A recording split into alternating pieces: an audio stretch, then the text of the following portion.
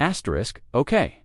So let me walk you through exactly what has happened in the last 48 hours. Because this is absolutely unprecedented and the American media is either not covering it or they are deliberately burying the story. Mark Carney, Canada's Prime Minister, has officially rejected every single one of Donald Trump's trade demands. Every single one. And in doing so, he has effectively set in motion the collapse of the $1.6 trillion United States-Canada trade relationship. Trillion. That is not a typo. That is the annual value of trade flowing between these two countries. And it is now hanging by a thread. This is not some minor trade skirmish. This is not a disagreement over tariff rates on a handful of products. What we are witnessing right now is the systematic dismantling of the most integrated bilateral trade relationship on the face of this planet. The United States and Canada share the longest undefended border in the world. Their economies have been intertwined for generations. Supply chains crossed that border multiple times during a single manufacturing process. And Trump is willing to blow all of that up because Mark Carney refused to bend the knee. Carney is not just saying no. He is saying no while holding a better hand than Trump even realizes. And the numbers back him up entirely. Let me explain what Carney has done here. Because this is a masterclass in geopolitical chess when your opponent thinks you are playing checkers. Trump came to the negotiating table 3 weeks ago with 5 specific demands. Canada had to accept if the USMCA was going to survive its scheduled review this July 1st. Unrestricted American access to Canada's protected dairy market. Second, dismantling Canada's digital services tax and content regulations on streaming platforms. Third, eliminating provincial restrictions on alcohol so American products could flood Canadian markets. Fourth, rewriting procurement rules so American companies could win contracts reserved for Canadian firms. And fifth, a guaranteed energy supply agreement locking Canada into exporting oil, gas, and electricity to the United States, regardless of Canadian domestic needs. 5 demands structural, sweeping, economy-altering demands. Carney's response: no, no, no, no, and no. Not let us negotiate. Not we can find middle ground. Just no. And this is not recklessness. Mark Carney is the former governor of the Bank of Canada and the former governor of the Bank of England. This man ran the financial systems of 2 G7 countries. He understands leverage, he understands risk, and he understands that Trump is bluffing. Here is what Trump does not seem to grasp. Canada is not Mexico. Over the past 18 months, while Trump was threatening tariffs and making demands, Carney was quietly, methodically building the infrastructure that allows Canada to say no and truly mean it. How many countries can look the United States in the eye and reject American trade demands outright? Not many, but Canada can now. First, Carney turbocharged Canada's trade relationship with the European Union. Canadian exports to Europe grew by 22% in the last year alone. That is a fundamental reorientation of an entire economy. Second, Carney expanded trade agreements across Asia through the CPTPP, giving Canadian exporters duty-free access to the fastest-growing economies on the planet. Third, Carney built strategic energy partnerships with countries desperate for reliable supply. Germany has been urgently seeking alternatives to Russian energy ever since the war in Ukraine exposed how dangerously vulnerable they were. Canada has liquefied natural gas. Canada has oil. Canada has hydroelectric power. And Carney has been signing long-term export deals, including a 20-year LNG agreement with Germany, that create guaranteed demand for Canadian energy entirely outside the United States. So when Trump threatens to blow up USMCA, Carney can say, go ahead, we have buyers. Here is the proof of concept. In February, Trump imposed a 25% tariff on Canadian steel and aluminum, expecting Carney to cave.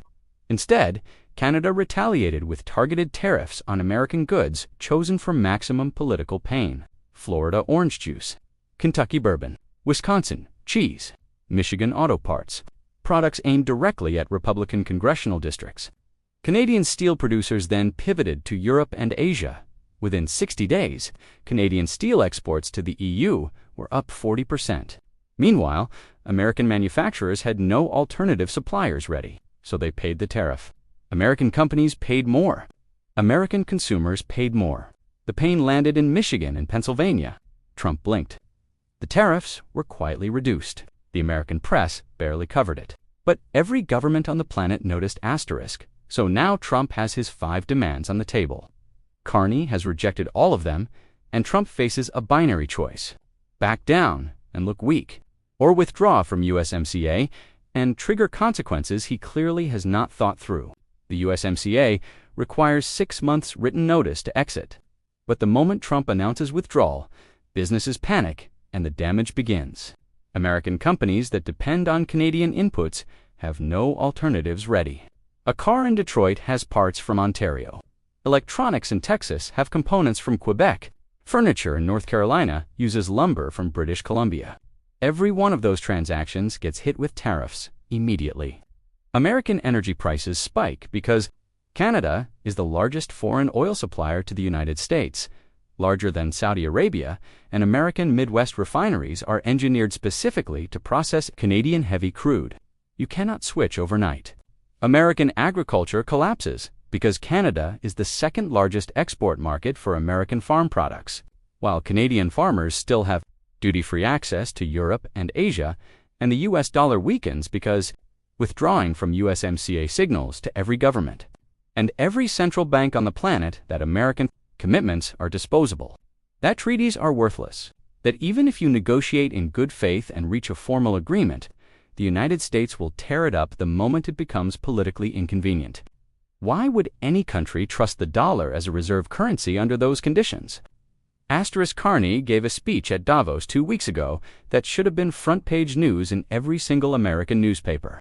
But of course it was not, because the American media does not want you to understand what is actually happening. He said the American rules-based international order has ended. Not that it is under threat. Not that it might end. He said it has ended, past tense. And then he laid out Canada's strategy for navigating a world where the United States is no longer a reliable partner. Economic diversification. Coalitions with middle powers like Australia, South Korea, and the Nordic nations, positioning Canada as a stable, predictable trading partner in a world where stability and predictability are increasingly rare. This is a prime minister who looked at the United States and concluded that the era of American dominance in global trade is over, and Canada needs to plan accordingly. That is not anti-American. That is just reality.